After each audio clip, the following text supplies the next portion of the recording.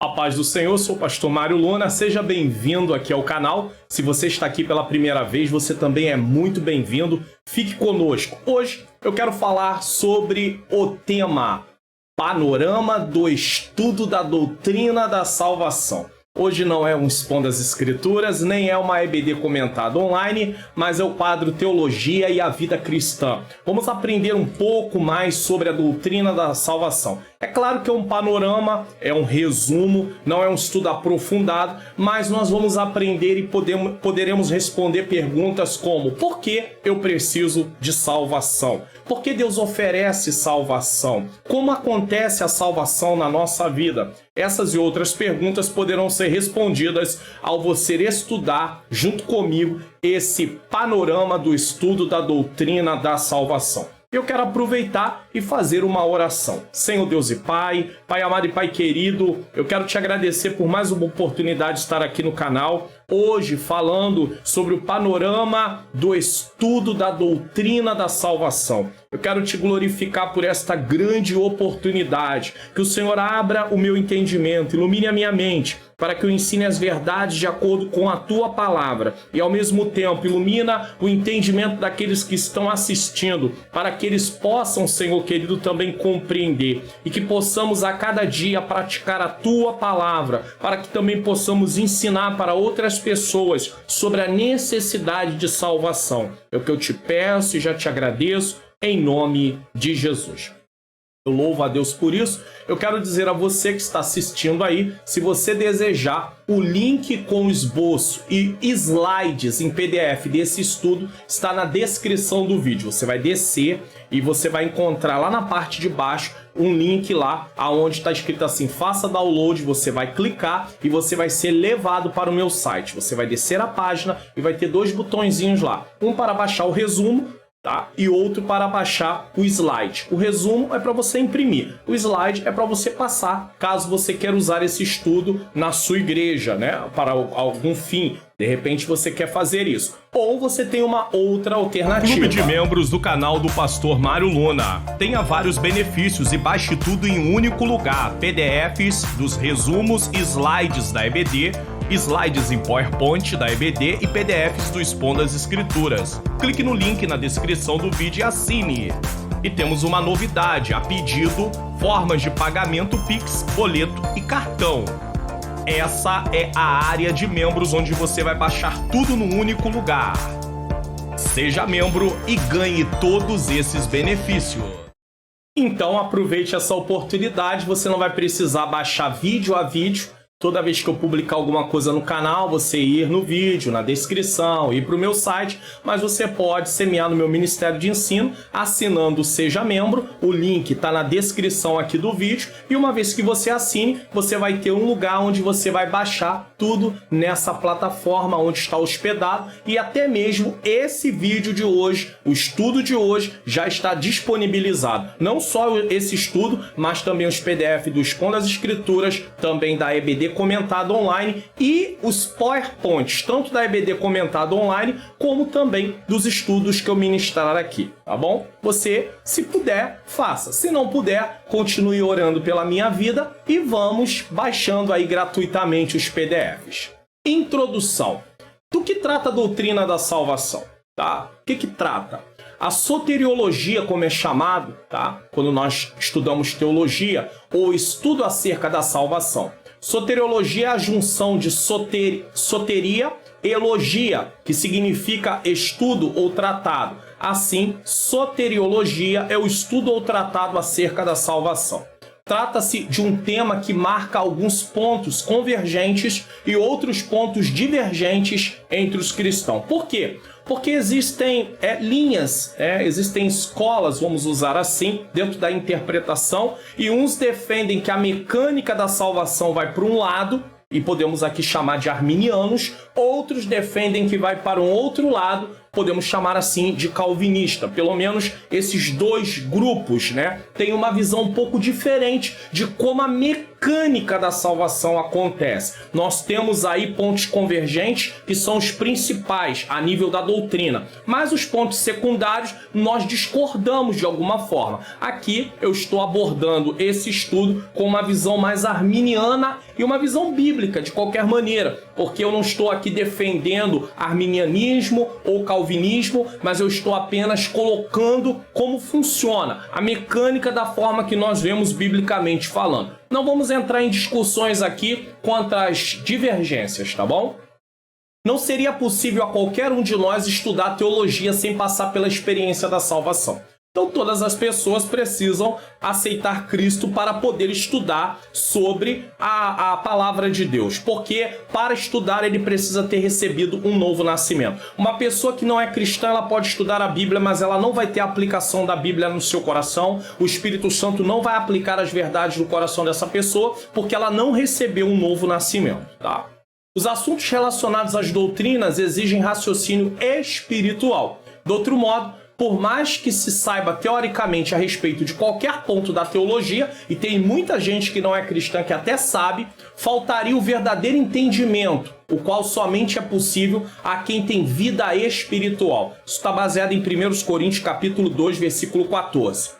Além disso, é necessário também entender que o estudo da salvação requer o conhecimento dos demais assuntos da teologia sistemática, como dito acima, e da escatologia bíblica. Então, para nós entendermos a doutrina da salvação, nós também precisamos ter um entendimento como um todo da teologia sistemática, que sistematiza as doutrinas. Doutrina do homem, doutrina sobre Deus, doutrina sobre Cristo, doutrina sobre o pecado, doutrina do Espírito Santo. Então ele faz a teologia sistemática faz essa divisão para que nós possamos estudar de forma ali alinhada as doutrinas. Então é uma forma didática para podermos estudar. Fica muito mais fácil pegar tudo que a Bíblia fala, ou quase tudo, vamos dizer assim, de forma resumida, sobre o pecado, e temos a doutrina do pecado, sobre a salvação, e temos a doutrina da salvação, sobre a igreja, e temos a doutrina da igreja. Então, estudar dessa forma há um aproveitamento muito maior. Então, para estudar a doutrina da salvação, temos que levar em consideração as outras doutrinas também. É claro que aqui é um panorama para que você tenha uma ideia do que é a doutrina da salvação. E também a escatologia. Não há teologia sem pontos de partida que se ancorem na revelação passada e também na realidade presente e futura. Se há salvação, é porque há perdição. Portanto, a salvação é a providência divinamente preparada para resolver o estado de perdição no qual se encontram todos os seres humanos. A Bíblia, mostrando a você aqui, esse aqui é um exemplar da Bíblia. A Bíblia ela pode ser dividida, que a Bíblia é a revelação de Deus com o plano da salvação. Aqui está o plano da salvação, aonde Deus se revela para nós através desse plano, usando no meio da história homens, mulheres, enfim. Então, essa revelação pode ser dividida em 4 pilares, tá?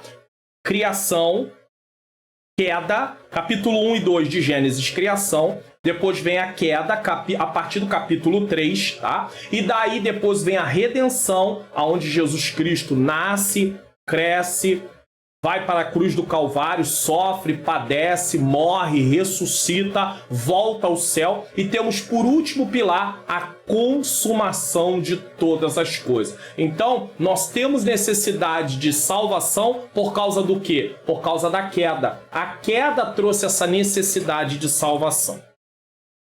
A salvação é uma necessidade indistintamente imperiosa, necessária a todos os seres humanos. É por isso que a Bíblia diz em João 3,16: porque Deus amou o mundo de tal maneira que deu seu Filho unigênito, para que todo aquele que nele crê não pereça, mas tenha a vida eterna. Vamos lá? 2. Um panorama sobre a doutrina da salvação. Então vamos entender esse panorama. Deus cria primeiro o primeiro casal, e a sua imagem e semelhança. Então esse casal foi criado à imagem e semelhança. Eu não tenho tempo aqui para descrever pontos do que seria essa imagem e semelhança, Isso é muito estudado na antropologia bíblica, porém Deus cria o primeiro casal à sua imagem e semelhança. Eram perfeitos e sem pecados. Gênesis capítulo 1, versículo 27. Essa imagem e semelhança ela está ligada à parte natural, tá, de Deus e também, não que Deus seja um ser natural, mas a parte natural e também a parte moral. Porém, como eu disse, não tenho tempo aqui para explicar isso de forma detalhada. Apesar de perfeitos e sem pecado, o primeiro casal foi dotado de livre arbítrio. Isso aqui quer dizer, eles tinham direito de escolher. Deus dá ao homem uma condição de poder escolher. Eles tinham condição de fazer uma escolha. A grande verdade é que tanto Adão como Eva usaram de forma errada o seu direito de escolher. Pois Deus buscava adoradores por amor e não por imposição. Deus dá o primeiro mandamento e espera a sua obediência. Deus diz qual será a pena caso transgridam o seu mandamento. Se comessem do fruto que Deus disse que não deveriam comer, eles morreriam. Talvez você pergunte de antemão, Pastor Mário Luna, se Deus sabia que o homem iria pecar juntamente com a sua mulher, por que Deus permite que eles pequem? Eu acabei de dizer a você, Deus criou o homem com liberdade de escolha. É-lhe dado um mandamento e ele precisava passar por essa experiência. E o homem foi reprovado. Deus sabia que o homem seria reprovado? Sim. Foi pego de surpresa? Não. Deus já havia criado um plano para resolver esse problema. Só que o ser humano arcou com a consequência da sua desobediência. Deus não mudou o curso, mas preparou uma forma para que o homem pudesse receber salvação. O primeiro casal é tentado pelo diabo e cedem à tentação, desobedecendo o mandamento de Deus. Gênesis 3, versículos 6 e 7. Eu quero aqui frisar o seguinte: o diabo tem seu papel na tentação. Ele é chamado, inclusive, de tentador, mas ele não tem poder para nos obrigar a pecar. A decisão de ceder ou não à tentação está nas mãos do homem. É o homem que decide ceder à tentação. E é claro que aqui eu estou falando de homens e mulheres que tiveram um encontro com Cristo e foram regenerados através da ação do Espírito Santo. Então, uma vez que você está na presença de Deus, que você recebeu uma nova vida, você não pode colocar na conta do diabo todo o motivo de você ter cedido à tentação. Ele teve seu papel? Teve o seu papel. Ele tem o seu papel? Tem o seu papel. Mas a decisão de ceder ou não à tentação está nas nossas mãos. E como é que eu vou evitar ceder à tentação? Através de cultivar um relacionamento diário com Deus,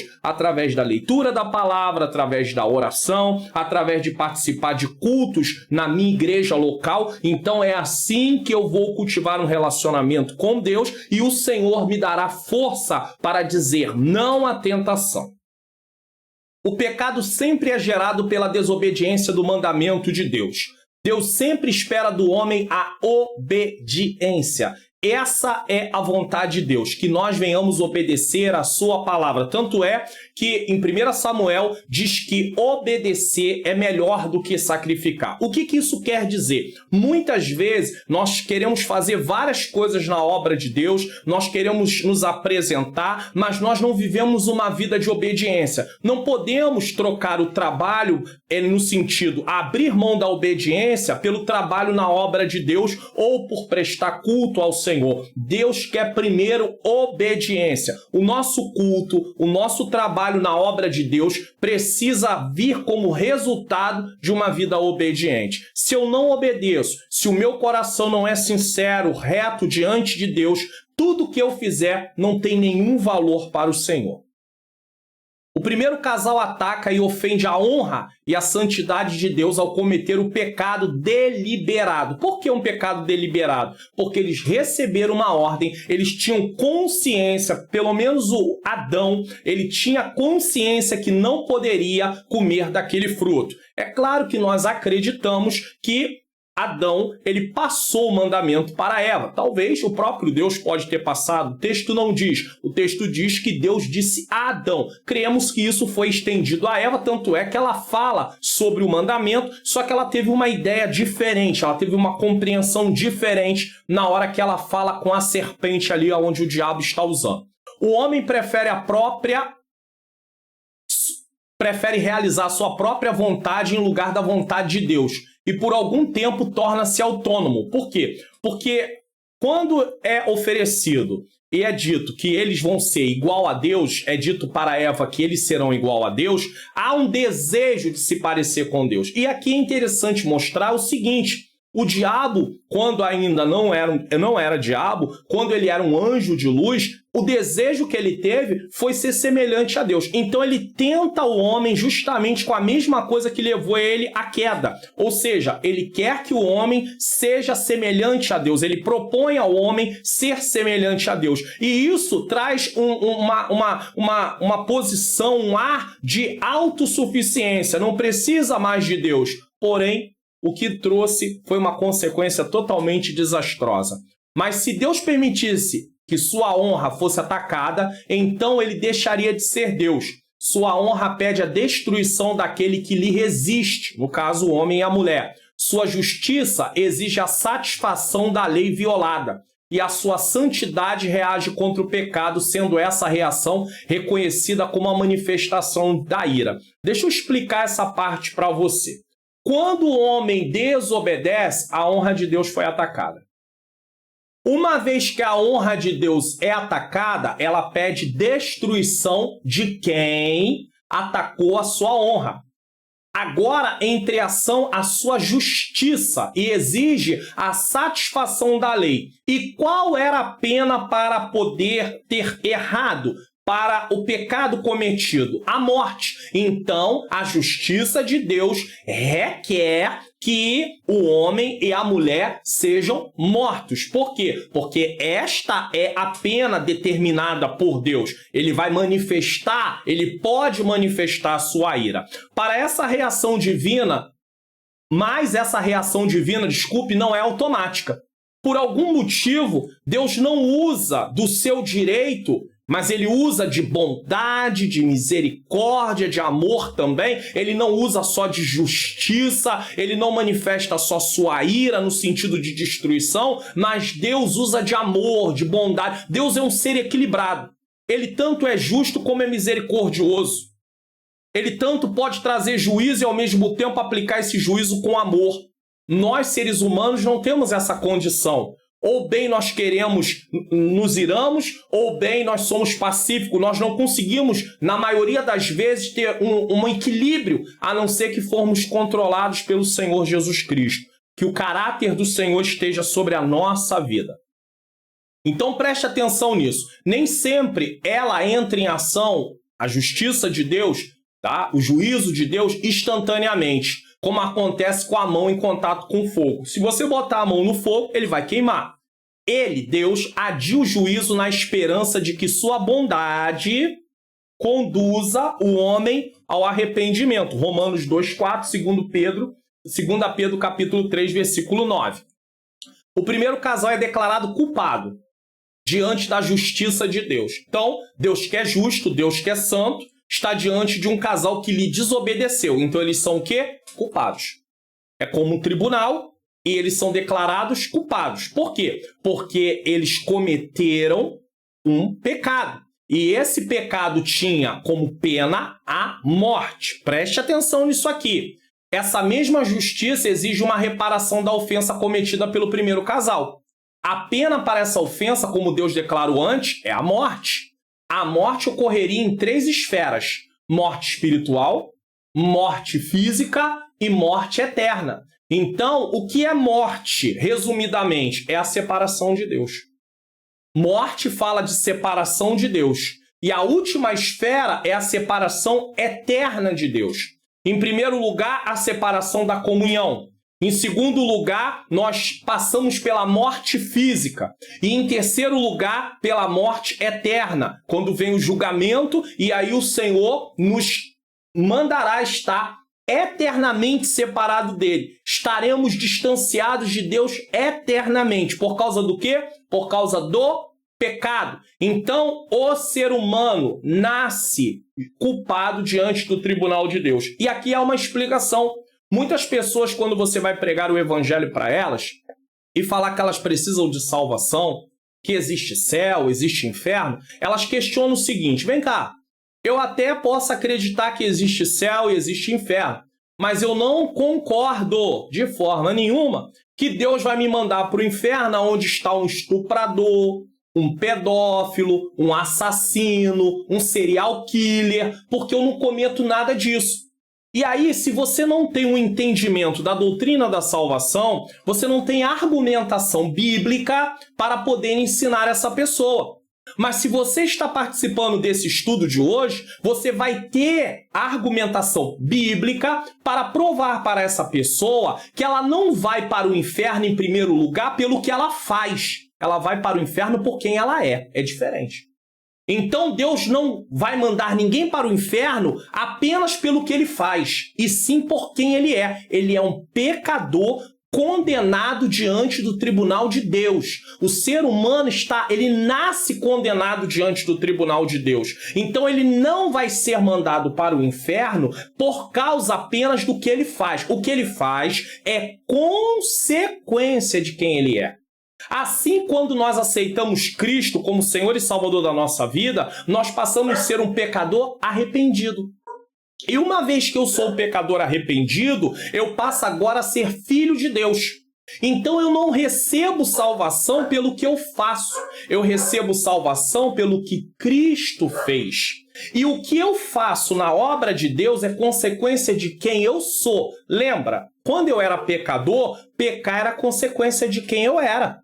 Como servo de Cristo, fazer boas obras, viver uma vida de santificação, viver uma vida de obediência é consequência de quem eu sou. Então eu primeiro preciso ser para depois fazer.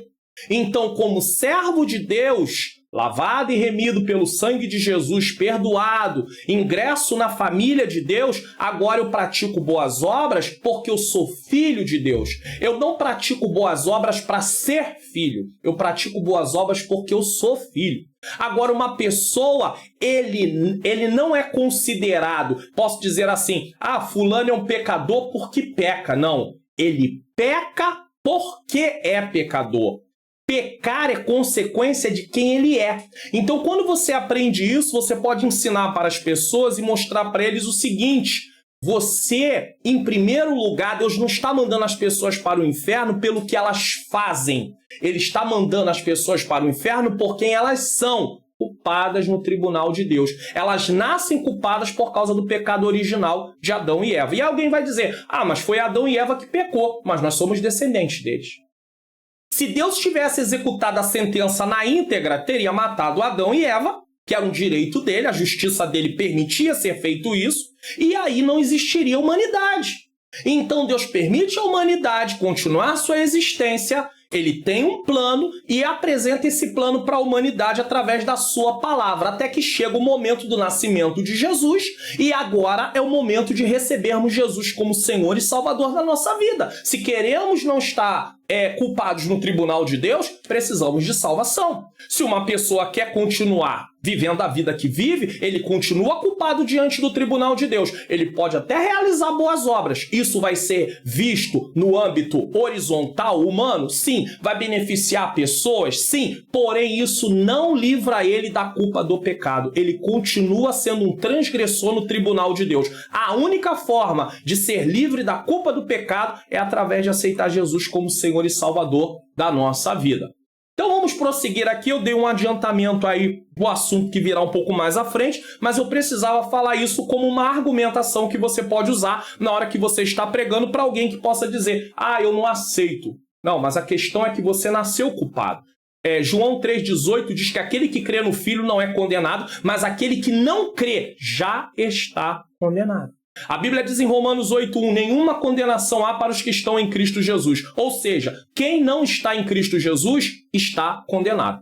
A morte ocorreria em 3 esferas, já falei, morte espiritual, física e morte eterna. Além da pena de morte, a desobediência trouxe consigo algumas consequências. Para a serpente, Gênesis 3,14, para a mulher, Gênesis 3,16, para o homem, Gênesis 3,17 a 19, e para a terra, Gênesis 3,17 também. O primeiro sacrifício é feito por Deus para vestir o primeiro casal. Então, para poder dar ao homem e à mulher vestimenta, um animal inocente precisou ser sacrificado.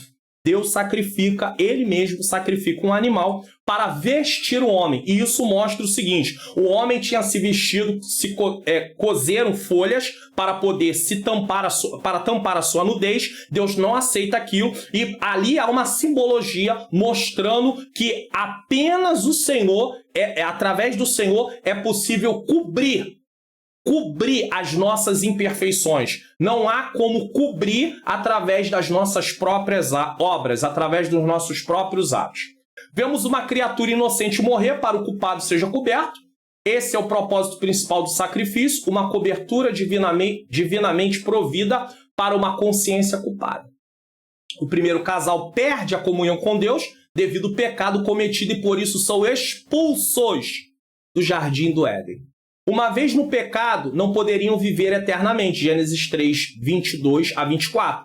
A raça humana deixa de ser gerada à imagem e semelhança de Deus e passa a ser gerada à imagem e semelhança de Adão com a natureza pecaminosa. Então, a partir daquele momento, o ser humano ele passa a ser gerado à imagem e semelhança de Adão no sentido da natureza pecaminosa, para apontar, olha, eles não estão mais sendo gerados perfeitos, como foram criados. Agora eles estão sendo gerados imperfeitos. Por causa do quê? Por causa do pecado, por causa da transgressão. A natureza pecaminosa apresenta sua força quando o primeiro casal tem 2 filhos e Caim assassina seu irmão Abel. Gênesis 4:8. Então, logo no início de Gênesis, depois do pecado, nós já vemos aí a consequência do pecado, aonde um irmão mata o outro irmão por inveja e N motivos ali dentro, embutido dentro dessa inveja, no qual nós temos um relato na palavra de Deus, justamente em consequência do quê? Do pecado. Quero abrir um parêntese aqui, talvez você pergunte assim, o ser humano nasce culpado diante do tribunal de Deus, mas e as crianças, por exemplo? Se as crianças nascem e elas partem, elas vão para o inferno porque são culpadas? Aí entra a graça de Deus. Como são crianças e não têm idade ainda, não têm consciência ainda de pecado, não podem confessar seus pecados, então nesse caso as crianças elas vão ser salvas, ou elas são salvas. Para as crianças não existe condenação porque Deus usa da sua graça, assim nós entendemos. Agora, quando ela chega à idade da razão, e aí tem um debate muito grande, eu não vou entrar nessa questão, uns dizem que é 8 anos, outros dizem que é 10, outros dizem que é 12, e eu tenho como dizer o seguinte, isso depende muito da questão da própria criança. Uns amadurecem um pouco mais rápido, outros amadurecem um pouco mais lentamente, enfim, mas quando só Deus sabe realmente de fato esse momento, quando essa criança chega a esse momento, ela está pronta ali para poder confessar os seus pecados. E se dali para frente ela não o fizer, e aí eu estou falando que o próprio Deus sabe o momento disso, aí por isso nós temos que pregar o evangelho também para as crianças, porque eles precisam de Cristo, chegando numa idade que tenha entendimento do pecado, eles precisam aceitar Jesus como Senhor e Salvador da sua vida. A maldade da raça humana se multiplica e Deus muda de disposição e resolve dar cabo a toda a criação, porém estabelece seu pacto com Noé, a qual ele declara justo. Eu não tenho como entrar aqui, alguém vai dizer, mas Deus mudou, Deus se arrependeu. A palavra arrepender é uma forma para que eu e você venha entender o que aconteceu. Então não existe palavra para expressar, humanamente falando, não existiria outra palavra para expressar o que aconteceu. Agora, como Deus conhece o futuro, não tem como um ser humano que conhece, não tem como um ser, que conhece o futuro se arrepender da mesma forma que eu. Eu, por não conhecer o futuro, eu posso, eu me arrependi de ter feito isso. Se eu soubesse, não teria feito. Deus não pode dizer a mesma coisa, porque ele sabe. Então a palavra se arrepender, ela está ligada à mudança de disposição.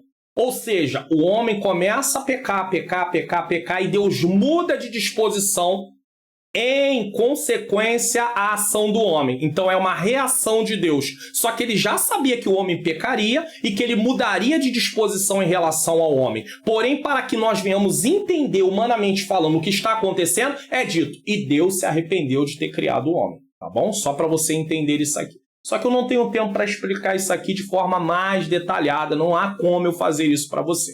Então Deus declara Noé justo. Quem declara Noé justo é Deus. Noé não é justo por si mesmo, mas ele, por crer em Deus, fé, confiança em Deus, a justificação sempre veio pela fé, e aqui Noé é declarado justo porque ele crê em Deus. Ou seja, por crer em Deus, ele passa a obedecê-lo. Uma justiça imputada por Deus e não merecida. Viu? Gênesis 6, 5 a 8, 11, versículos 11, 13, 17, 18, 22... 7, 1, tá bom? Só para você entender, o capítulo 7, versículo 1. Apesar de Noé ser declarado justo, isso não o faz perfeito sem pecado. Então, não existe homem sem pecado, tá? O único que nasceu como homem sem pecado foi Cristo. Noé não gera outros justos, pois sua justiça é imputada por Deus e com isso seus descendentes continuam pecadores e propensos a praticar a maldade. O tempo passa e Deus levanta Moisés e através dele institui a lei. Você está vendo? É um panorama. Nós estamos passando por pontos primordiais, importantíssimos na revelação bíblica para você entender como está funcionando. A lei, se você está entendendo, glória a Deus. Pastor, em algum momento aqui eu acabei perdendo a linha de raciocínio. Então volta o vídeo e assiste novamente que você vai compreender, porque eu estou seguindo uma linha de raciocínio. A lei em relação ao pecado tinha orientações sobre as penalidades para quem o cometesse. Então, Deus dá a Moisés a lei. E a lei, ela agora vai falar o que deve ser feito com quem peca. O pecado do transgressor podia ser punido com sua morte ou com a morte de um substituto apontado por Deus. Então, Deus, que é ofendido, ele tem direito de escolher se vai morrer a pessoa que pecou ou se ele pode oferecer um sacrifício pelo pecado. E nós vamos ver no livro de Levítico pelo menos 5 sacrifícios que Deus estabelece para que o homem venha lidar a nível do seu culto para com ele. Tá? Os sacrifícios mosaicos eram meios pelos quais os israelitas rendiam ao seu Criador a primeira obrigação do homem, a saber, a adoração. Então, era o meio de adorar a Deus, mas para adorar a Deus ele também precisava não estar numa situação fora daquilo que Deus esperava. Então ele tinha que oferecer muitas vezes sacrifício pelo pecado. Tais sacrifícios eram oferecidos com o objetivo de alcançar comunhão com Deus e remover todos os obstáculos que impediam essa comunhão, que é o pecado. No Éden, o homem perdeu a comunhão e Deus quer restaurar essa comunhão e usa temporariamente. Isso aqui é importantíssimo. Os sacrifícios era uma providência temporária para aquele momento para que o homem pudesse ter comunhão com Deus. Então, usa os sacrifícios no Antigo Testamento que apontavam para o sacrifício perfeito de Jesus Cristo. E aqui, preste atenção nisso. A morte de um substituto, que eram os animais, apontado por Deus, chamava-se sacrifício. Esse sacrifício só era válido e recebido por Deus se estivesse em conformidade com a lei estabelecida. Levítico capítulo 1 ao capítulo 7. Não adiantava o ofertante chegar lá e querer oferecer qualquer coisa. Eu vou pegar aquele tipo de animal ali e vou oferecer a Deus. Não. A lei descrevia qual era o tipo de animal, qual era a idade do animal, o que o animal não podia ter, que era defeitos nesse caso. Então Deus estabeleceu detalhadamente na sua lei como deveriam ser os animais trazidos ao sacrifício, como deveria ser as ofertas que não eram só com animais, por exemplo, com farinha, com azeite, libações também. Deus dava detalhadamente como essas ofertas deveriam ser feitas, tá? Então, está descrito em Levítico 1 ao 7. Os sacrifícios eram diários, e uma vez no ano havia o dia da expiação, no qual todos deveriam lembrar de todos os pecados cometidos. Então, o dia da expiação, preste atenção nisso, os sacrifícios eram diários. Todo dia tinha que ser apresentado sacrifício por toda a nação. E também tinha um dia no ano chamado Dia da Expiação, tá? E esse Dia da Expiação era onde o sumo sacerdote entrava no Santo dos Santos e havia todo um cerimonial que eu também não tenho tempo de descrever aqui nesse momento, tá? O perdão tinha tempo de validade, de ano em ano. Haviam pecados que necessitavam de uma reparação para a parte ofendida e de um sacrifício. Haviam coisas que os israelitas faziam que não só um sacrifício eles tinham que oferecer a Deus, eles tinham que também reparar o que eles tinham feito de errado, tá? Outros apenas de um sacrifício e outros não havia sacrifício, pois a pena era a morte do transgressor.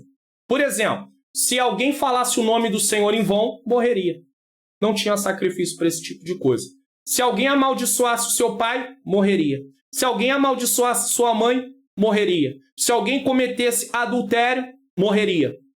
É simples assim. Já estava descrito na lei qual era a pena para determinado delito. Haviam delitos que a pena era restituição e um sacrifício. Haviam delitos que a pena era apenas o sacrifício. E haviam delitos que a pena era a morte. Aí talvez você diga para eu assim: Pastor Mário Luna, você não acha que Deus era muito exigente?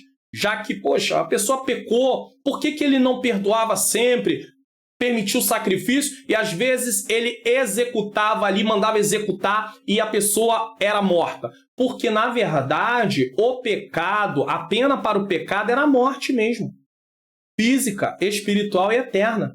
Deus só usou de bondade e misericórdia para poder, ele não trouxe essa pena, a execução da pena na hora. Mas de quando em quando o povo recebe a lei, sabia a vontade de Deus e mesmo assim desobedece, Deus mandava executar, porque a lei estava lá. Eles eram ensinados sobre a lei. É a mesma coisa no tempo que nós estamos. Nós não estamos mais no tempo da lei, estamos no tempo da graça. Mas como cristãos nós temos os mandamentos de Deus para ser obedecido, não para ser salvo, mas porque já somos salvos e precisamos viver uma vida de obediência. A prova de eu ser salvo é eu seguir os mandamentos de Deus. Se não tem transformação na minha vida, provavelmente eu nunca aceitei Jesus de fato. Eu estou lá, eu levantei a mão, eu caminho, mas eu não tive um novo nascimento, eu só me habituei a estar na igreja. Então, nós precisamos entender que quando Deus mandava executar alguém, ele estava dentro do seu direito. Por isso que Deus às vezes também mandava Israel executar as nações vizinhas dentro de guerras e tudo. Ele apenas estava executando o direito dele de juízo. Só isso, mais nada. Não é um Deus injusto. O homem merece morrer por causa do seu estado de culpado no tribunal de Deus. Agora, Deus usa de misericórdia. Aquelas nações que Deus mandava executar era porque elas tinham tido um tempo e elas nunca se voltaram para Deus. Então o que Deus faz? Deus manda executar. No Antigo Testamento tem pessoas que pensam assim: Deus era um ser sanguinário.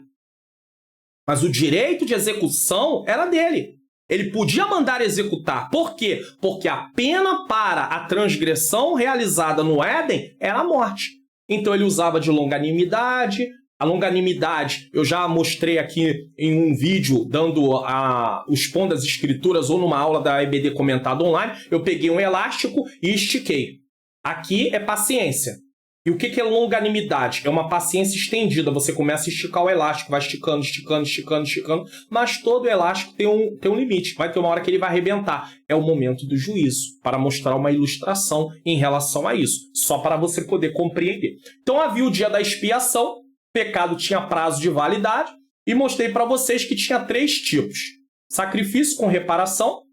Se alguém tinha roubado, tinha que devolver, tinha que pagar um tanto a mais. Uma série de coisas que havia. É só você ler aí os livros da lei, né? Gênesis, Êxodo, Levítico, Números e Deuteronômio, pelo menos para você poder compreender isso.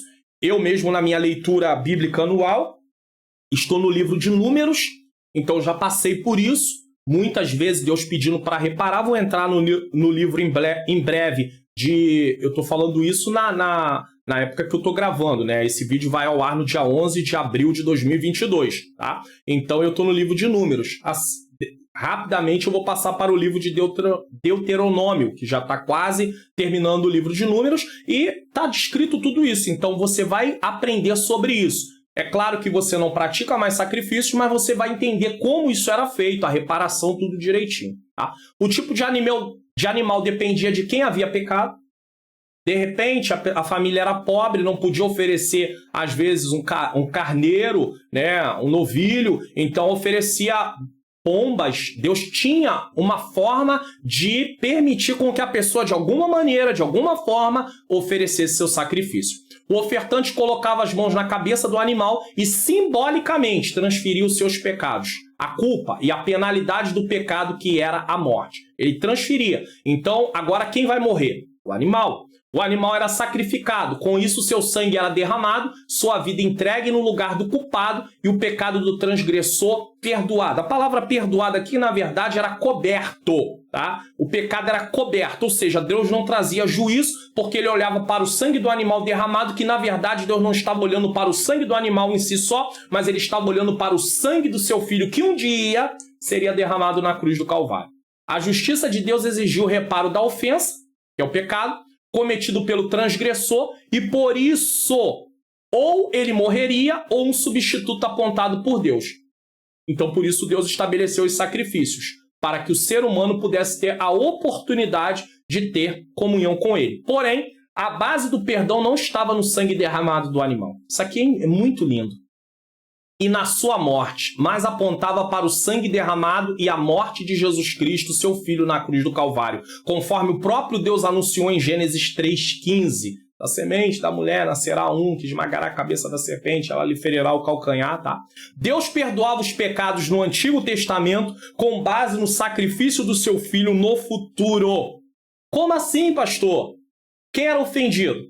Deus. Então o que ele faz? Ele cria um sistema no qual o ser humano, naquele momento, tinha que praticar, que era a questão de oferecer sacrifício a ele, era uma forma de ter relacionamento com ele, comunhão com ele, mas toda vez que um animal era morto e que o pecado estava ali coberto, Deus estava dando um crédito antecipado para o pecador, olhando para a cruz do Calvário, que um dia seu filho padeceria, morreria na cruz do Calvário. Então o ofendido dava um crédito antecipado, já que aquele pecador, ele estava crendo em Deus. Então, mais uma vez, nós vamos ver que a salvação no Antigo Testamento é pela fé, nunca foi por obras. Primeiro ele cria em Deus, depois ele obedecia a Deus. Primeiro ele era um servo, para depois obedecer a Deus. As obras eram consequências de quem ele era, um servo de Deus. E agora ele obedece a Deus. Então a salvação nunca foi por obras, nem no Antigo Testamento. Ela sempre veio por meio de fé. Primeiro ele tinha que crer em Deus. Ao crer, ele obedecia. Estava ali realizando o que Deus estabeleceu a nível dos sacrifícios. Oferecia o seu sacrifício. Deus recebia. Deus não imputava sobre ele o pecado, mas naquele momento olhava para o sangue do animal que tinha sido derramado, olhando para o sangue do seu filho que um dia, ou seja, aquilo era algo provisório, estava apontando para Cristo que um dia morreria. Então, os salvos do Antigo Testamento, aqueles que receberam salvação da mesma maneira que nós, só que Deus antecipava isso. Através da morte de Cristo, que ainda não tinha vindo, Deus antecipava com o meio que ele criou naquele momento, que era os sacrifícios. Mas eles não eram salvos por causa dos animais que morriam. Eles eram salvos por causa da morte de Jesus que aconteceria. Ah, pastor, mas Deus dava um crédito antecipado? Dava. Ele era ofendido, ele podia fazer isso. Isso é lindo, porque isso fala da misericórdia de Deus. Muitas vezes as pessoas acham que Deus é um Deus injusto, um Deus mau. Tem pessoas que acham que Deus é mau, porque ele está deixando tudo acontecer, tantas tragédias acontecer. Isso tudo é consequência do pecado. Deus criou tudo bom. É só você ler o capítulo 1 de Gênesis e o capítulo 2, que você vai ver no tempo da criação, e tudo que Deus fez era bom, chegando ao ponto de dizer que era muito bom. Então o pecado trouxe uma desordem para a criação.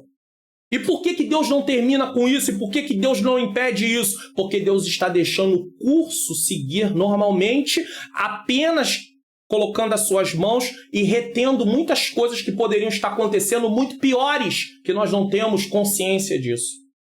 Só que a restauração virá no fim. Lembra da consumação? Os 4 pilares: criação, queda, redenção em Cristo ou salvação e consumação só vai vir no último pilar. E sabe quem vai participar da consumação no sentido de estar eternamente com Ele? Aqueles que estiverem em Cristo. Você está gostando do conteúdo desse vídeo? Então dá um like. Não deixe de dar um like não, se inscreva no canal, ative o sininho das notificações, comente, diga de que lugar você está assistindo, o que você está achando e compartilhe na sua rede social. O YouTube criou até agora uma forma de você fazer um clipe e você compartilhar um pedaço desse estudo se você quiser. Fique à vontade. Eu quero deixar algumas recomendações de livros para você. Uma Vida com Propósito, de Rick Warren, um bom livro. Para que você está aqui? O que está dirigindo a sua vida? Quem sabe você está sendo dirigido pelo medo, pela culpa, pelo dinheiro, pela necessidade de aprovação dos outros? Nada disso vai te levar ao propósito de Deus. Uma Vida com Propósito vai te ajudar a ter um entendimento. O link está na descrição. Se você está assistindo pela TV, aponte o seu celular, a câmera do seu celular, e você vai poder adquirir esse livro, tá? Comentário Bíblico Pentecostal do Novo Testamento. Você vai poder aí estudar o Novo Testamento e ele vai comentar o texto explicando para você o que significa os trechos ali do Novo Testamento. Link na descrição, ou você pode apontar aí o seu celular para o QR Code. E também o Dicionário Bíblico e o CLAF, tá? Você tem aí definições de vários termos. É uma literatura muito importante para aqueles que podem adquirir. Se você não pode, tudo bem. Mas eu estou deixando a recomendação, também o QR Code e o link na descrição do vídeo. É só você clicar. 2. O plano da salvação. Proto-evangelho. Agora vamos falar do plano da salvação que está lá em Gênesis, começa em Gênesis 3,15. O primeiro evangelho, ou o anúncio do evangelho, encontra-se em Gênesis 3,15. E porém inimizade entre ti e a mulher, entre tua semente e a sua semente, esta te ferirá a cabeça e tu lhe ferirá o calcanhar. Onde Deus pronuncia que o império do pecado e da morte seria exterminado pelo descendente da mulher. Quem é esse descendente da mulher? Cristo. Não há salvação fora do plano elaborado por Deus. Eu sinto muito. As pessoas podem procurar meios para se salvar. Só que Deus só aceita aquilo que, na verdade, Ele estabeleceu. Não adianta. Deus estabeleceu. Não adianta querer falsificar o plano de Deus. Porque isso seria uma falsificação. Deus só aceita o original. E o original é Cristo. O meio de salvação é Jesus. Então não há outro meio. Tá? Dele vem todas as exigências a serem cumpridas para que o homem possa ser salvo. Inclusive, quando eu não quero aceitar o meio de salvação que Deus estabeleceu, eu estou provando que estou sendo dirigido pelo pecado. Porque é o pecado que me faz sentir-se autossuficiente. Então eu acho que eu não preciso de Deus. Eu tenho o meu plano. Eu tenho meus planos. Eu não preciso adentrar ao plano de Deus. Só que quem quer salvação e quer estar com Deus eternamente, precisa obedecer o plano dele.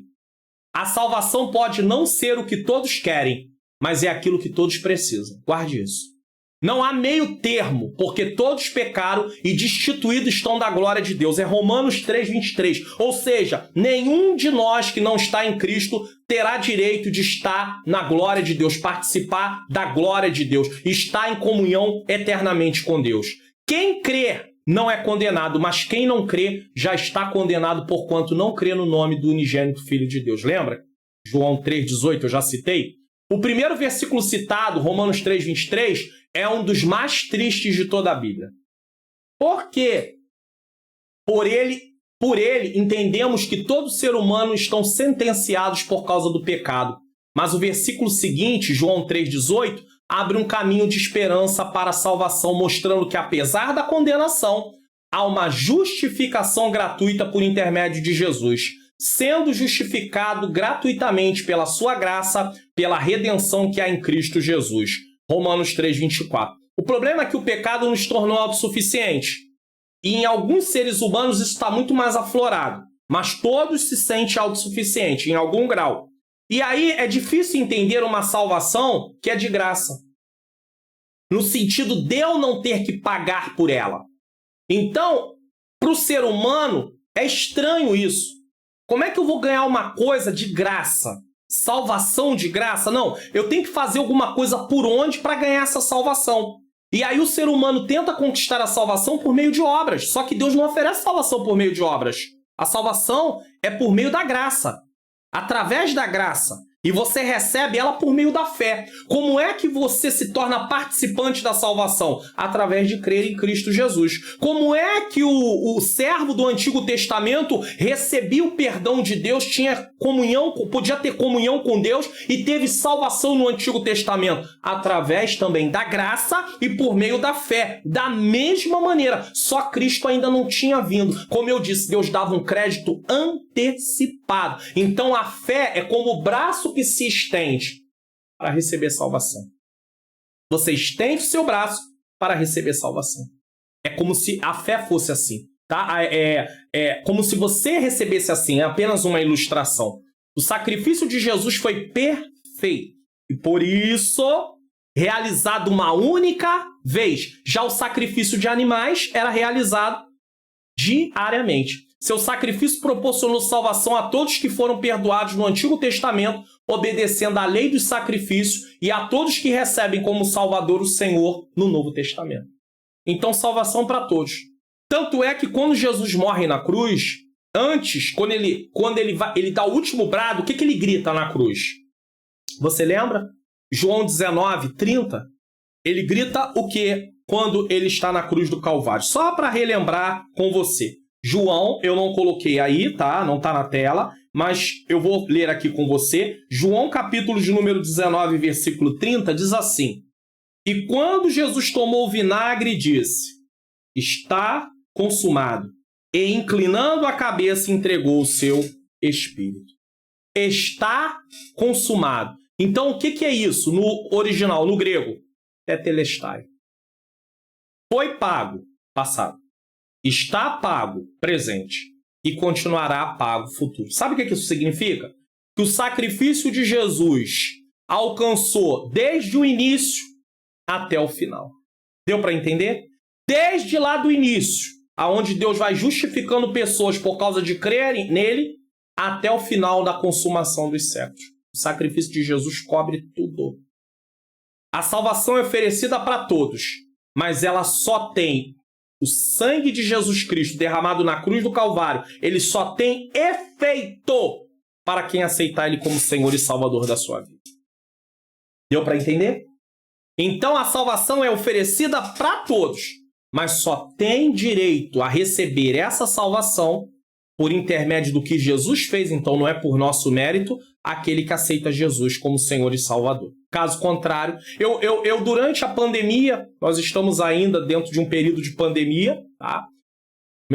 Começou no ano de 2020, está se estendendo em 2022, ainda estamos dentro dessa situação bem difícil.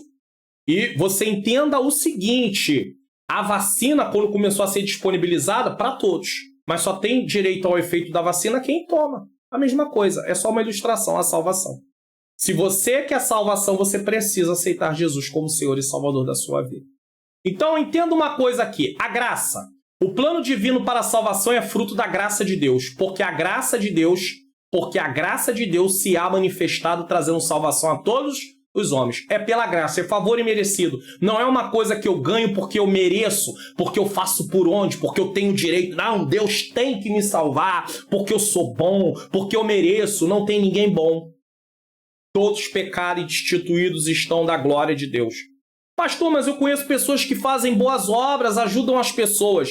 Isso não muda a situação dele diante do tribunal de Deus. Ele continua culpado. A única forma de mudar a situação do ser humano diante do tribunal de Deus é recebendo Jesus como Senhor e Salvador da sua vida, se arrependendo dos seus pecados, se tornando filho de Deus, recebendo um novo nascimento, e aí sim, é assim que funciona. 4. O sacrifício de Jesus nos trouxe expiação. O que é expiação? A função da expiação é fazer reparação pela lei violada. É reatar a comunhão interrompida entre Deus e o homem. Então, a expiação tem a ver com isso. Ela reata a comunhão do homem com Deus. Propiciação. A palavra significa juntar, tornar favorável. Traz o homem para perto de Deus, reconcilia o homem com Deus, fazendo expiação por suas transgressões, ganhando a graça e favor. Então, propiciação tá ligada à expiação, tornando o homem aí favorável. Ele não tem direito, mas por intermédio do que Jesus fez, ele passa a estar favorável a Deus ter relacionamento com ele. Substituição. Os sacrifícios do Antigo Testamento eram substitutos por natureza. Eram considerados como algo a que se procedia no altar para o israelita que não podia fazê-lo por si mesmo. O altar representava o pecador. A vítima era o substituto do israelita para ser aceito em seu favor. Da mesma forma, Cristo na cruz fez por nós o que não podíamos fazer por nós mesmos. Então, assim como o animal estava ali apontando para Cristo, o sacrifício apontava para o sacrifício que Jesus faria, Jesus fez por nós o que nós não poderíamos fazer. E assim como o animal precisava morrer para que o homem tivesse seu pecado coberto ali e ele pudesse continuar tendo comunhão com Deus, assim também Cristo teve que morrer para que os homens fossem perdoados dos seus pecados ao aceitá-lo como Senhor e Salvador. Se oferecemos a Deus nosso arrependimento, gratidão ou consagração, fazemo-lo em seu nome, pois é Ele o sacrifício por meio do qual chegamos a Deus Pai. Fazemos isso em nome de quem? De Jesus. Redenção, a palavra redimir, tanto no Antigo como no Novo Testamento, significa tornar a comprar por um preço, livrar da servidão por um preço, comprar no mercado e retirar do mercado. O Senhor Jesus é um redentor e a sua obra expiatória é descrita como a redenção. Sabe o que isso significa quando se fala de redenção? O ser humano estava como se fosse numa feira do tempo antigo. Na feira do tempo antigo se vendiam escravos. Na feira dos nossos dias se vendem frutas, legumes, algum tipo de carne, seja peixe, frango, até carnes, algum tipo de carne ali, tá. Ou alguns itens. No tempo antigo, nas feiras eram vendidos escravos. Tinha feira de escravos. Então a redenção, ela aponta o ser humano numa feira, estando como escravo. E através da morte de Cristo, ao aceitarmos Ele como Salvador, nós fomos comprados na situação de escravos e não somos agora mais escravos do pecado. Passamos a estar como servos de Cristo. Porque no original a palavra servo é escravo também, só que é um escravo voluntário. O ser humano nasceu debaixo da escravidão do pecado. Mas em Cristo ele passa a ser servo de Cristo. Então você aprende uma coisa importante aqui. Quando eu aceito Jesus, houve uma troca de senhor. Eu deixo de ser servo do pecado para ser servo de Jesus. É por isso que João 8,32 diz: e conhecereis a verdade vos libertará. Conhece a verdade vos liberta. Ou seja, através de Jesus eu não sou mais escravo do pecado. Eu agora passo a ser escravo de Cristo, servo de Cristo. Acabou. Então, quando nós somos escravos, quando éramos escravos do pecado, obedecíamos à escravidão, ao senhor pecado que nos dominava. Porque o pecado é colocado como um senhor. Mas em Cristo, nós passamos a obedecê-lo. Então há uma troca de senhor. Como escravo do pecado condenado, como servo de Cristo, escravos de Cristo voluntariamente, perdoados. Somos filhos, somos herdeiros, não por merecimento, mas pela graça de Deus. Entendeu agora? A reconciliação também. Quando éramos inimigos, fomos reconciliados com Deus pela morte de seu Filho. Tudo termos que mostram a nossa aceitação diante de Deus pelo que Jesus fez. Todos esses termos, eu volto aqui, todos esses termos, expiação, propiciação, substituição, redenção e reconciliação estão ligados ao que Cristo fez por nós. E às vezes eu me encho de si.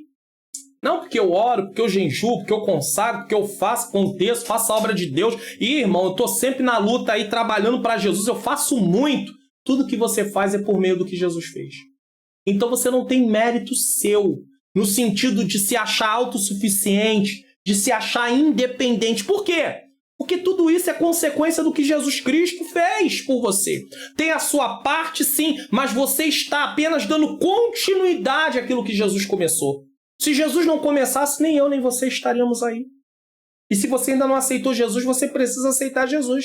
porque o que eu estou ensinando aqui, de acordo com a palavra, é algo seríssimo. Isso aqui determina onde você vai passar a sua eternidade. Pastor, e o que eu faço? Levante as mãos para Jesus. Levanta suas mãos para Cristo, aceita Jesus. Procure uma igreja evangélica mais próxima da sua casa. Sim, procure uma igreja evangélica mais próxima da sua casa. Diga para o pastor, eu aceitei a Jesus assistindo um estudo bíblico sobre salvação, doutrina da salvação, e o pastor lá disse para eu procurar o senhor aqui e perguntar para o senhor o que eu tenho que fazer. E ele vai te dar as instruções, ele vai te dar a orientação. Tá? 5. A mecânica da salvação. Como é que isso acontece? Vamos lá. Vamos entender agora cada passo. Mecânica como passo, tá? Não em ordem cronológica. Meu intuito aqui não é falar em ordem. Ah, isso acontece primeiro, isso acontece... Não. Eu estou falando simultaneamente o que vai acontecer. Mas em ordem lógica de como acontece a salvação. As verdades relacionadas com a aplicação da salvação agrupam-se em 3 títulos. Justificação, regeneração e santificação. As verdades relacionadas com a aceitação da salvação por parte dos homens, primeiro por parte do próprio Deus, né? Agora por parte dos homens se agrupam sobre os seguintes títulos: arrependimento, fé e obediência. Se arrepende, crendo e obedece. Lembrando que tudo que segue abaixo é consequência de um plano de Deus antes da fundação do mundo. Apocalipse 13, 8. O Cordeiro foi morto antes da fundação do mundo, ou seja, já estava determinado. E de sua atuação através do seu Filho e do seu Espírito Santo. Pai, Filho e Espírito Santo presente na obra da salvação. Podemos dizer então o seguinte sobre a atuação da Trindade em relação à salvação. A pessoa do Pai planejou, o Filho e o Espírito Santo estavam juntos, é claro, nesse planejamento. A pessoa do Filho executou, o Pai e o Espírito também estavam ali. E a pessoa do Espírito Santo completa. Ele é o penhor, ele é a garantia, habitando em nós que nós pertencemos a Deus, aqueles que aceitaram Cristo como Senhor e Salvador da sua vida. E aqui tem mais uma explicação. Muitas pessoas, quando você vai pregar o Evangelho, diz assim, você fala assim, você precisa aceitar Jesus para ser filho de Deus. E ele diz assim, eu já sou filho desde que eu nasci. Se ele fosse filho de Deus, ele seria herdeiro. E se ele é herdeiro, ele teria direito à salvação. Só que isso contradiz o que a Bíblia diz, porque a Bíblia diz que para ser herdeiro, para ser filho, precisa aceitar Jesus. Então, na verdade, o ser humano não nasce como filho de Deus, ele é uma criatura de Deus. Ele passa a ser filho quando aceita Cristo como Senhor e Salvador. Porque antes de Cristo, ele estava longe de Deus, afastado de Deus, separado de Deus por uma coisa chamada pecado. E por causa do pecado, ele é culpado no tribunal de Deus. Mas quando ele aceita Jesus, o seu pecado é perdoado. E ele agora pode ter relacionamento com Deus. Isso é lindo. O pecador está condenado à morte, excluído da glória de Deus. Entenda isso aqui, ó, Romanos 6, 23 e 3, 23. Deus oferece salvação. Isso aqui é mecânico, olha o passo a passo. Tá? Vamos lá. O pecador está condenado à morte, excluído da glória de Deus. Esse era eu e você, que já aceitamos Jesus. Romanos 6, 23, 3, 23. Deus oferece salvação por meio da sua graça, e não por méritos, obras, mas pela fé em Cristo Jesus. Isso está em Efésios 2, 8 e 9. O pecador tem contato com a palavra, ou algum outro meio que Deus se revela a ele. Eu estou dizendo algum outro meio, no sentido dele ter contato com a palavra, tá? Mas não diretamente, às vezes, numa pregação. Às vezes não é uma pregação que está acontecendo. Tá? Esse contato gera fé e ele crê. A Bíblia diz que a fé vem por ouvir, e ouvir o quê? A palavra de Deus. O pecador reconhece seus pecados, sente-se culpado e reconhece que sem Jesus está condenado para sempre. Então ele tem contato com a palavra de Deus, mesmo que não seja um contato direto no sentido de uma pregação, mas de uma outra forma, o contato com a palavra de Deus, tá? O pecador agora, aquilo vai gerar nele fé, ele crê, ele se sente culpado, porque ele olha para si e fala, eu sou um pecador. Você já ouviu alguém dizer assim, eu não vou aceitar Jesus não, porque eu ainda não estou preparado. Porque ele pensa, o ser humano por natureza pensa que ele pode se preparar no sentido de se preparar para aceitar Jesus. É justamente isso que vai acontecer na hora que ele aceitar Jesus. Deus está trabalhando na vida dele, preparando ele para um relacionamento com ele. Então, você que não tem Cristo nunca vai conseguir se preparar para aceitar Jesus. Você precisa aceitar Jesus para que, através da obra de Cristo, ele te prepare para você estar em relacionamento com Deus, ter um relacionamento com Deus. O pecador reconhece seus pecados e sente-se culpado. E reconhece que sem Jesus está condenado para sempre. Então, a palavra de Deus aponta para o pecador a sua condição e aponta a solução. Toda mensagem precisa apontar a condição do pecador, mas apontar a solução. Não adianta dizer para uma pessoa que ele está condenado, que ele é um pecador, que ele vai para o inferno, sem mostrar a solução. E também mostrar por que ele vai para o inferno. Não adianta você dizer, você vai para o inferno. Vai para o inferno por quê? Ele vai perguntar, por que eu vou para o inferno? Porque se você não tem Jesus, você vai para o inferno. Isso não basta. Você precisa, a não ser que essa pessoa já venha sido aquebrantada de outras vezes pelo Espírito de Deus. Você precisa explicar para ele. É por isso que esse estudo aqui é importantíssimo. Porque você vai ter base para falar com fundamentação bíblica porque o ser humano, não é ele só, mas qualquer ser humano vai para o inferno se não aceitar Jesus como Senhor e Salvador da sua vida. O pecador se arrepende de seu pecado com a atuação do Espírito Santo. Ele o ajuda aplicando a palavra de Deus à consciência. Quem aplica a palavra de Deus na nossa consciência é o Espírito, comovendo o coração e fortalecendo o desejo de abandonar o pecado. O pecador recebe perdão de seus pecados. Agora, o pecador é justificado. O que é justificação? É um termo forense que nos faz lembrar de um tribunal. Lembra que eu falei que ele é condenado? O ser humano já nasce condenado? O homem culpado e condenado perante Deus é absolvido e declarado justo. Isso é, justificado. É com esta mesma palavra que Deus declara que Noé é justo. Porque ele crê em Deus, ele confia em Deus.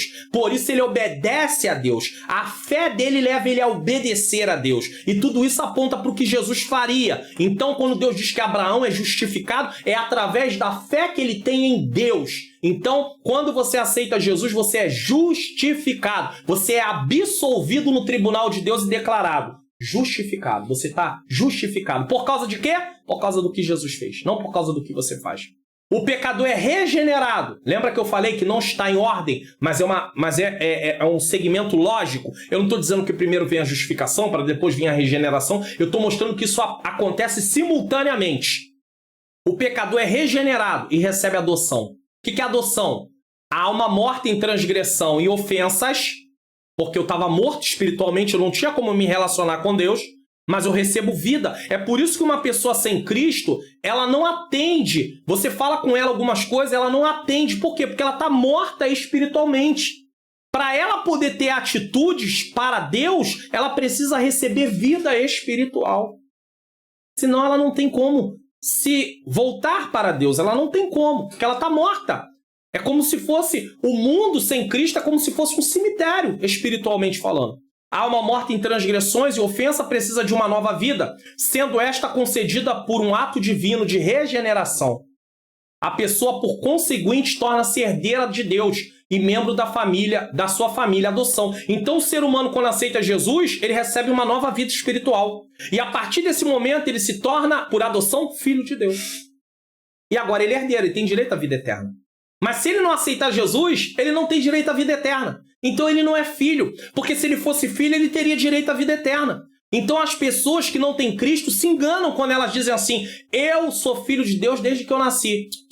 Biblicamente falando, não é filho não. A Bíblia diz isso, deixa muito claro isso. Filho é somente aquele que tem direito à vida eterna. E para ter direito à vida eterna, precisa aceitar Jesus. Romanos 3,23 diz, todos pecaram e destituídos estão da glória de Deus. Deus não tem comunhão com alguém que não tem Cristo. Precisa aceitar Jesus, porque quando Deus olha para o pecador que aceitou Jesus, ele vê o sangue de Cristo que foi derramado na cruz do Calvário. E por isso não estamos mais debaixo de juízo, de condenação.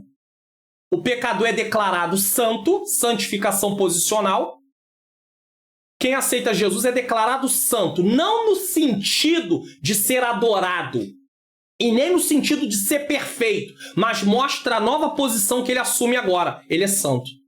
Por isso ele deve viver uma vida de santificação. Ele é declarado santo e ele tem que viver uma vida de santificação. Mas, em primeiro lugar, essa santificação ela é descrita em 3 posições. Posicional, né? no sentido ali, uma santificação de posição. Por isso que Paulo, quando escreve a carta dele para algumas igrejas, ele diz, aos santos que estão na cidade tal. O pecador precisa se santificar, santificação real ou progressiva. Na teologia chamamos de santificação progressiva. Tá? Então, isso é no dia a dia. A vida toda agora, o pecador arrependido, servo de Deus, agora precisa viver uma vida de santificação. Para quê? Para ser salvo? Não, porque é salvo. Ele não vai fazer, ele não tem uma vida de santificação para ser. Ele tem uma vida de santificação porque é. Lembra que eu falei que houve uma troca de senhores? Passamos de escravo do pecado para escravo de Cristo, ou servo de Cristo. Obedecemos a Cristo. Então, nós agora obedecemos porque somos, não para sermos. Então você não recebe salvação pelo que você faz, você recebe salvação pelo que Jesus fez. Mas você faz porque você é. Boas obras, vida de santificação, obediência à palavra de Deus. E o último estágio da santificação é o pecador é glorificado. O que significa isso? Ele recebe um corpo transformado em glória, que é incapaz de pecar novamente. Isso chama-se glorificação. Então vamos fazer um resumo rápido. Na justificação que fala do nosso passado, quando aceitamos Cristo, nós somos livres da culpa do pecado. Não seremos mais condenados. Na santificação que fala do presente, no nosso dia a dia, o Senhor nos livra do poder do pecado. O pecado não tem mais poder sobre nós. Ou seja, se eu cedo à tentação, eu estou cedendo porque eu quero ceder, porque eu não estou vivendo um relacionamento com Deus. Porque se eu viver um relacionamento com Deus, eu não vou ficar cedendo à tentação. Isso não quer dizer que eu não vou pecar. Pecar, eu vou pecar. Mas eu não posso mais viver na prática do pecado. Ou seja, amar aquilo que eu estou fazendo, gostar daquilo que eu estou fazendo, ter prazer naquilo que eu estou fazendo. O meu prazer tem que estar na lei do Senhor, meditar nela, remoer a palavra de Deus ao ponto de colocá-la em prática. E por fim vem a glorificação. Eu vou estar livre no futuro da presença do pecado. O pecado não fará mais parte da minha natureza. Você gostou do conteúdo desse vídeo? Deixa o like, não esquece de deixar o like, tá? Se inscreva no canal, ative o sininho das notificações, deixe o seu comentário de que lugar do Brasil você está assistindo, ou fora do Brasil, de repente também, tá bom? E compartilhe na sua rede social para que outras pessoas aprendam. Esse estudo aqui, esse panorama é de grande valor para as pessoas aprenderem e entenderem de fato por que elas precisam de salvação. É um panorama da doutrina da salvação, não dando ali os detalhes, aprofundamento, mas sim de uma forma panorâmica para uma compreensão como um todo. Isso é importantíssimo. Você conhece o curso livre de teologia da Faculdade Vitória em Cristo? Ele tanto é um curso online como presencial. Você realiza todas as atividades online, por isso você pode estudar em qualquer lugar do Brasil e no melhor horário para você. Clique no link na descrição do vídeo e se inscreva para assistir o módulo grátis. E se você gostar, seja aluno! E aí está uma oportunidade para você se aprofundar, já que nós estamos falando de teologia hoje, no curso livre de teologia. Você pode aí no link abaixo, tem aí o curso livre de teologia, você pode clicar, você pode se inscrever no módulo grátis. Se você gostar, depois você vai poder se matricular sendo aluno. E eu tenho certeza, olha quanta coisa você aprendeu aqui, e isso tem a ver com a teologia. Eu não sou professor nesse curso, mas eu também estou fazendo uma reciclagem. Eu, pela bondade de Deus, já dei aula de teologia. É um curso muito bom e eu estou indicando para você. Se você quiser, clique no link, se inscreva no módulo grátis e, se você gostar, seja aluno. Conclusão do nosso estudo de hoje. Aqui encerramos o panorama do estudo da doutrina da salvação. Salvação é um convite para passarmos a eternidade ao lado de Deus. E quem é que vai, em sã consciência, rejeitar esse convite maravilhoso? Nem eu, nem você. Se você ainda não aceitou Jesus, aceite Jesus. Ele quer salvar a sua vida. Se você já aceitou, persevera no caminho do Senhor. E mais, reveja esse estudo. Assista mais uma vez. Deixa isso entrar em você para que você, na próxima vez que estiver pregando e que alguém levantar alguns questionamentos sobre por que eu preciso de salvação, você tenha as respostas biblicamente para mostrar para ele, convencer ele através da ação do Espírito. Não são as suas palavras, é a palavra do Senhor mostrando para ele por que Todo ser humano precisa de salvação. Vamos fazer uma oração. Senhor Deus e Pai, eu quero te agradecer mais uma vez por esta oportunidade aqui no canal. Pai querido, Pai amado, nesse momento desse estudo sobre o panorama, Pai querido, o panorama do estudo, Pai querido, da doutrina da salvação, soteriologia. Eu te rendo graça, Senhor. Aplica as verdades nos nossos corações. Pai querido, salva vidas por intermédio desse estudo. Convence pessoas. Também, Senhor querido, Senhor amado, dá ferramentas, Senhor, através desse estudo para que pessoas possam falar, argumentar sobre a necessidade de salvação com aquelas pessoas que não têm Cristo. Que esse vídeo possa ser, Pai querido, compartilhado para, Pai, diante dos familiares, diante de pessoas que eles conheçam, para que eles possam aprender por que eles precisam de salvação. Eu entrego esta causa nas tuas mãos. Faz esta obra, Senhor, e que seja tudo para a glória do teu nome, em nome de Jesus. Que Deus continue abençoando sua vida, sua família. Eu quero agradecer a você. Estou deixando aqui sempre para você alguma indicação de vídeo e que o Senhor abençoe a sua vida, abençoe a sua família e até o próximo Teologia e a Vida Cristã, se assim o Senhor nos permitir aqui no canal.